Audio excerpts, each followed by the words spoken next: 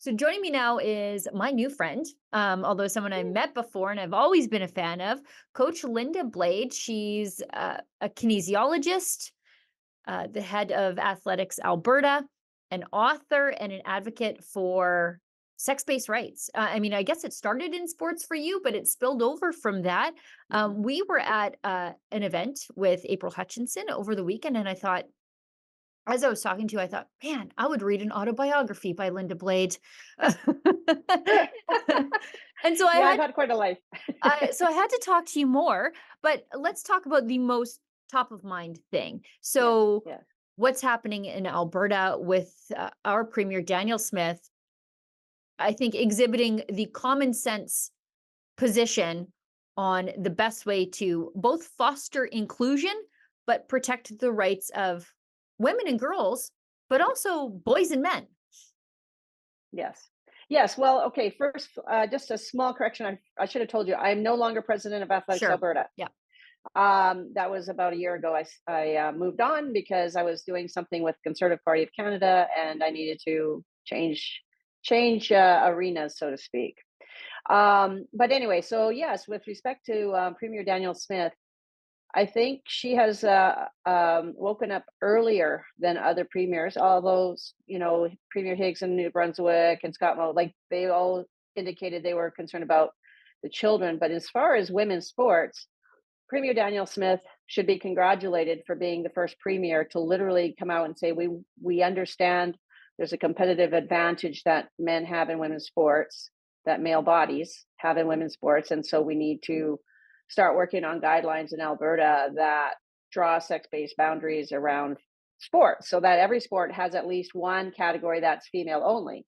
Now she's indicating there can be other categories like mixed sex categories and co-ed and male. But I think as far as the way it helps men and boys is that neither women nor men want to have the opposite sex person in their spaces if they can help it, especially the private spaces. And so allowing people, and I know the premier has said something a little bit questionable about bathrooms and locker rooms and stuff. So just the other day, but I think they are still beta testing all these ideas. And I just think that the conclusion is going to be reached that at some point you need strict sex based boundaries in certain contexts.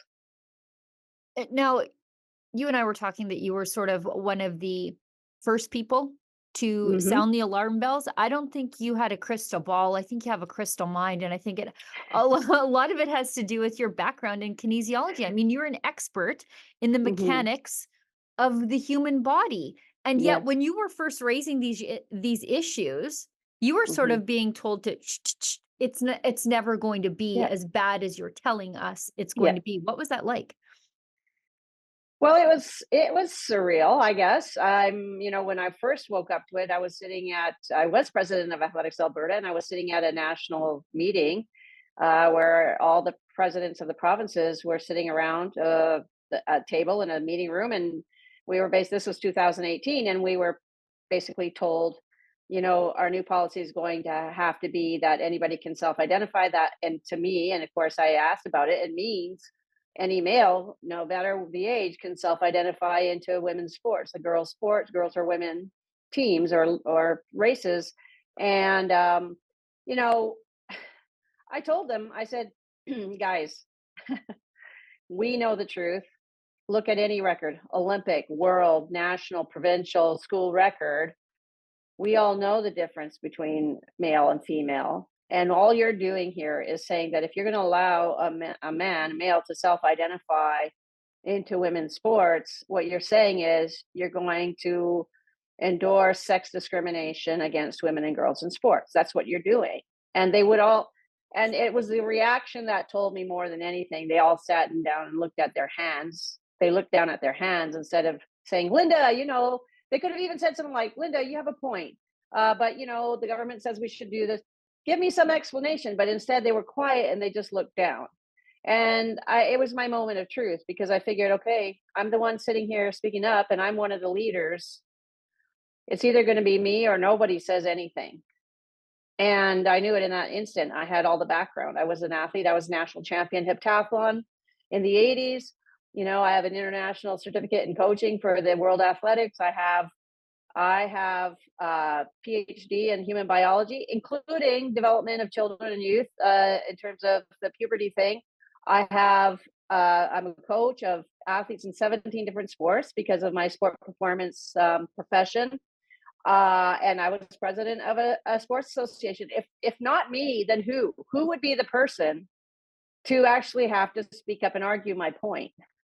And of course, they tried to make me feel. I mean, you can't believe like the shunning at coffee time after you speak up, or the cold chill that comes across the room, silence. That Linda Blade, here we go again. She's such a bigot.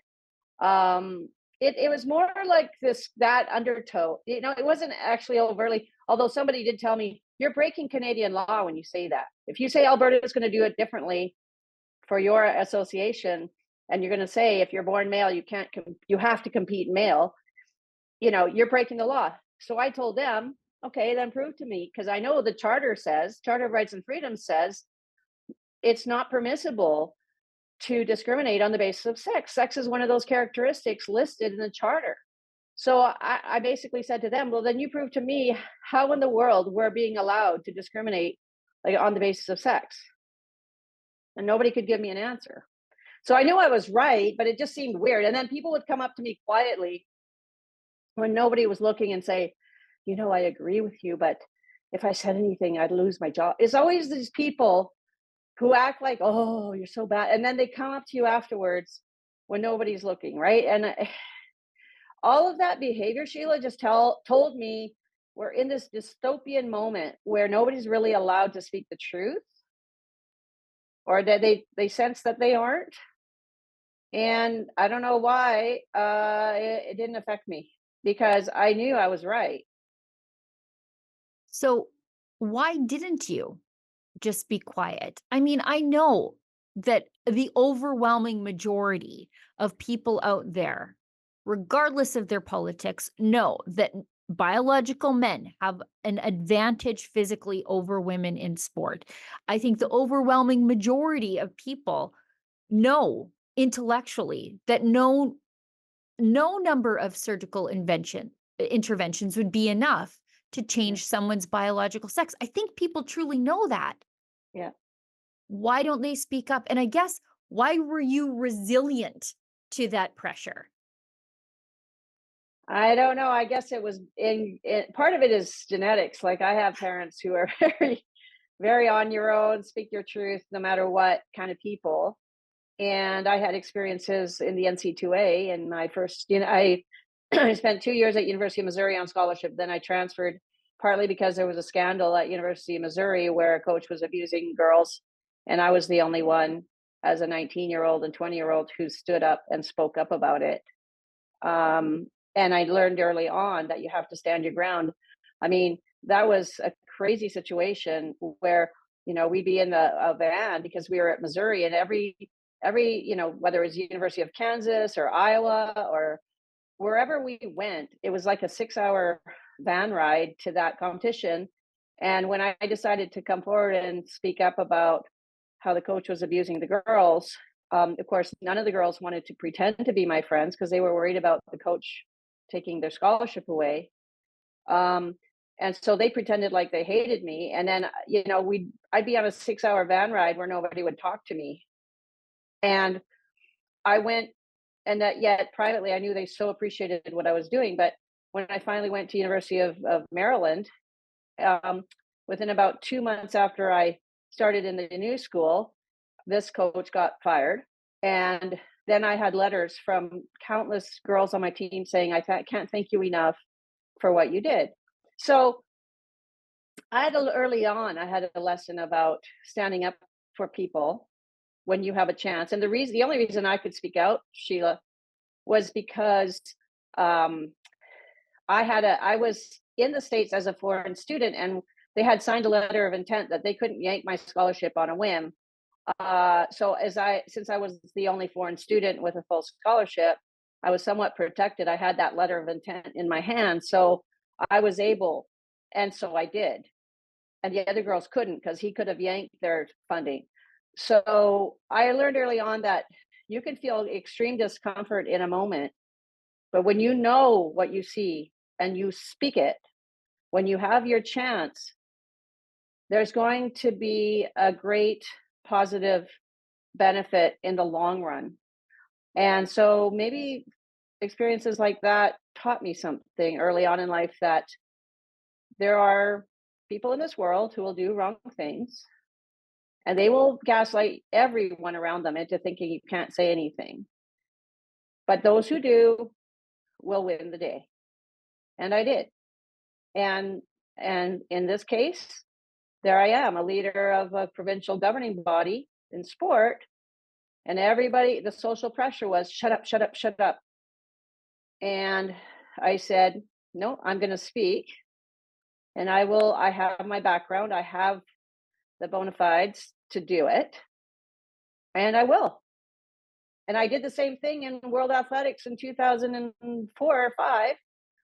There was stuff going on, and I spoke about it on a committee, and I was promptly punted by the president of World Athletics. And I'm I had people saying later I did the right thing, and in fact, he got arrested later on by the French authorities for some of the things he was doing. So, I mean, I don't know. It's just so one of those things that my whole life I seem to be in this position where I'm tested that way, and I have to say something.